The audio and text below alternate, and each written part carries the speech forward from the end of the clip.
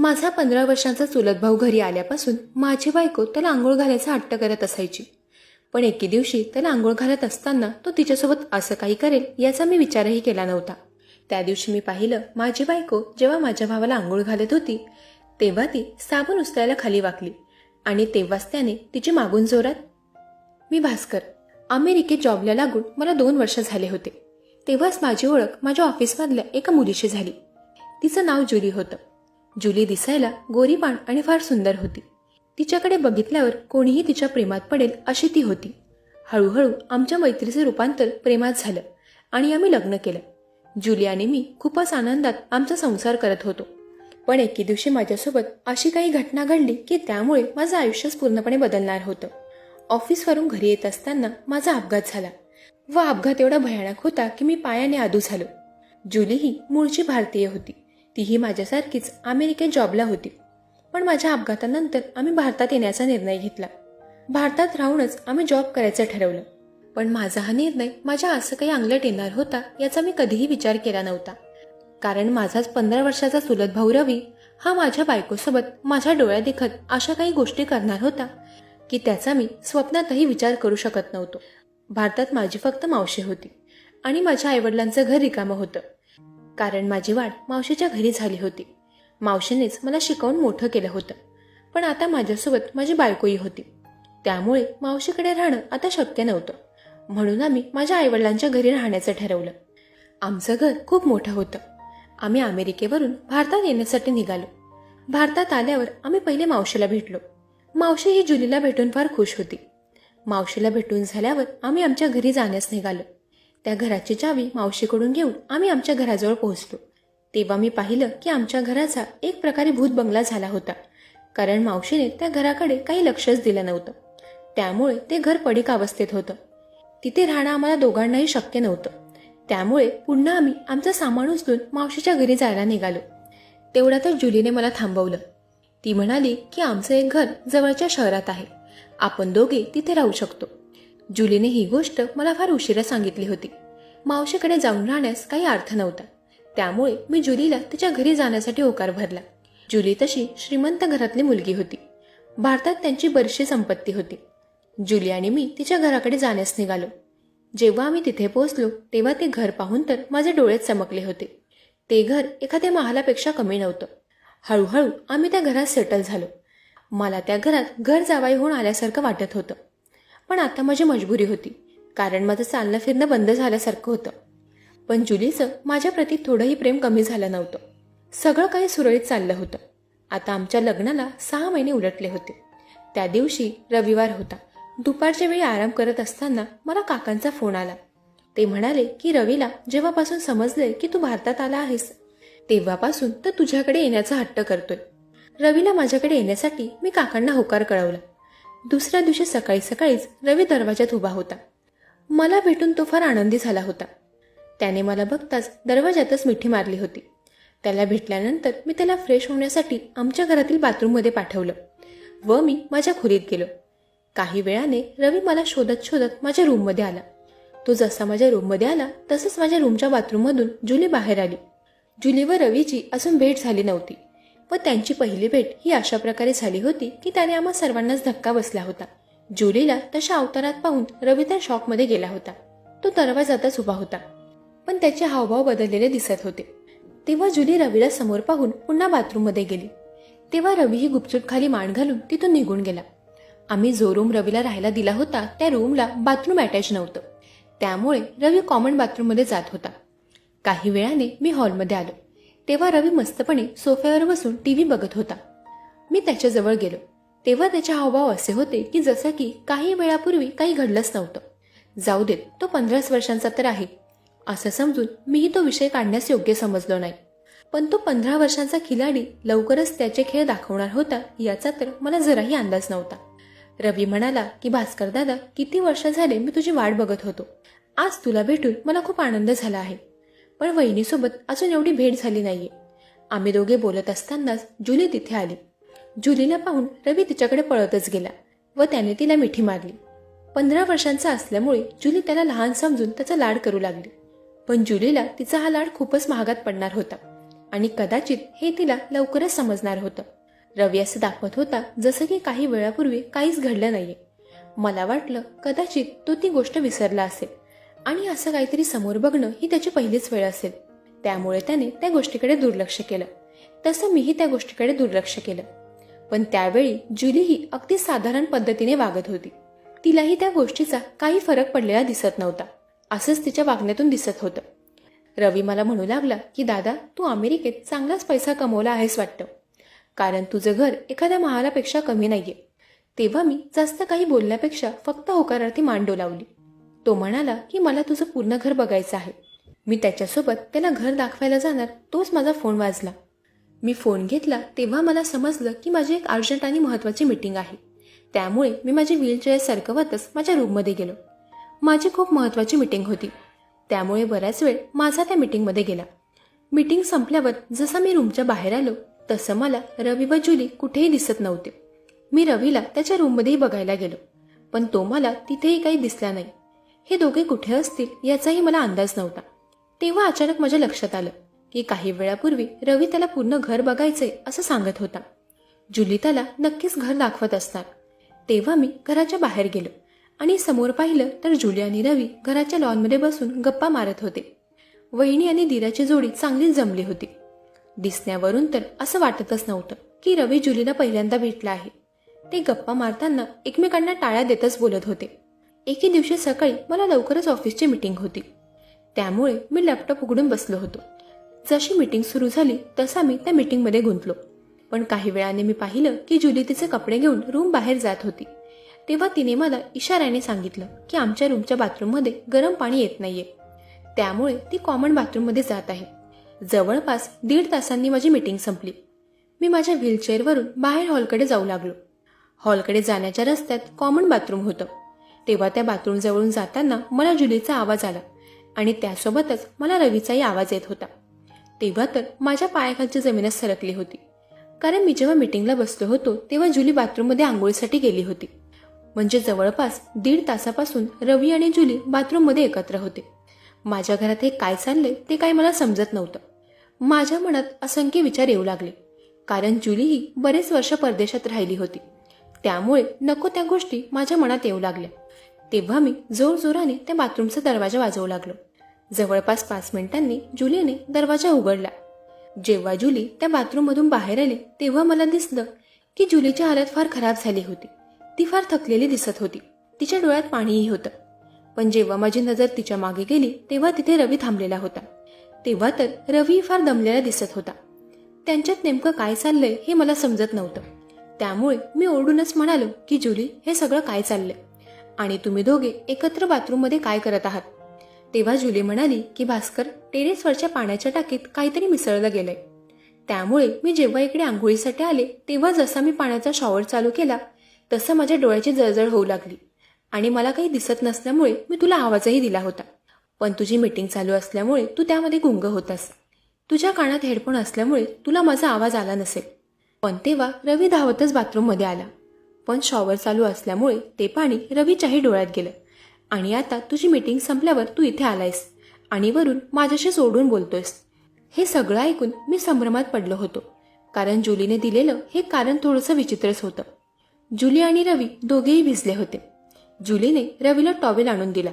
तेव्हा माझ्या मनात एकच विचार चालू होता की माझे पाय जर चांगले असते तर मी धावतच जुलीची मदत करण्यासाठी जाऊ शकलो असतो.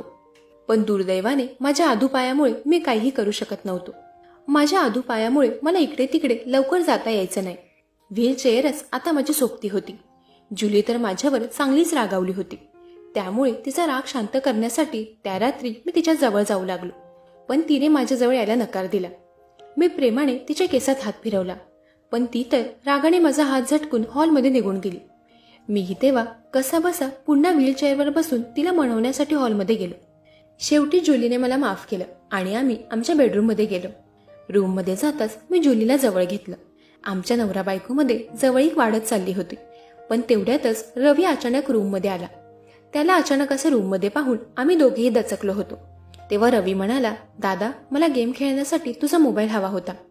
तेव्हा मी रवीला म्हणालो, रवी बाळा, माझं आता लग्न झालं आहे, त्यामुळे रूममध्ये येताना दरवाजा वाजवून येत जा. तेव्हा सॉरी दादा म्हणून रवी माझा मोबाईल घेऊन गेला, पण त्याच्या चेहऱ्यावर कसलेच हावभाव नव्हते. अगदी निरागस चेहऱ्याने तो आला आणि गेलाही. तेव्हा जुली पुन्हा माझ्यावर चिडचिड करून झोपी गेली. जुलीची चिडचिड दिवसेंदिवस आता फार वाढत चालली होती, कारण माझा कामाचा भार खूप वाढला होता. त्यामुळे मी तासनतास माझं काम करत बसलेलो असायचो. मला घरूनच काम होतं, पण मला जेवायलाही वेळ आता मिळत नव्हता. पण जेव्हाही मला थोडा वेळ मिळायचा तेव्हा मी बघायचो की जुली रवीसोबत गप्पा मारत बसलेली असायची.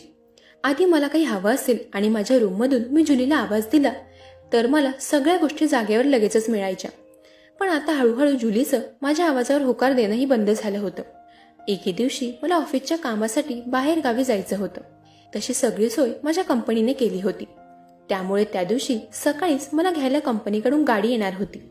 पण त्या दिवशी सकाळी जुली त्या कॉमन बाथरूममध्ये एवढा वेळ होती की मी तिला आवाज देऊन थकलो होतो. पण जुली काही बाथरूममधून बाहेर निघायला तयार नव्हती. मला माझ्या कामाला जाण्यासाठी उशीर होत होता, त्यामुळे माझी चिडचिड होऊ लागली. तेवढ्यातच जुली बाहेर आली. मी तिला एवढा वेळ बाथरूममध्ये काय करत होतीस म्हणून विचारलं. तेव्हा ती चिडूनच मला म्हणाली की या बाथरूममध्ये मी कितीही वेळ असले तरीही मला तू काही विचारू शकत नाहीस, आणि हो, तू हे बाथरूम आता वापरू शकत नाहीस. तुला जर हे बाथरूम वापरायचं असेल तर 5 मिनिटापेक्षा जास्त तू इथे थांबू शकत नाहीस, आणि मला जेव्हाही वाटेल तेव्हा मी या बाथरूममध्ये पाहिजे तेवढा वेळ जाऊ शकते, आणि त्यावेळी तू मला चुकूनही डिस्टर्ब करायला यायचं नाहीस, नाहीतर मी तुला डिवोर्स देईन. जुलीचं हे वागणं मला अजिबात पटलं नव्हतं.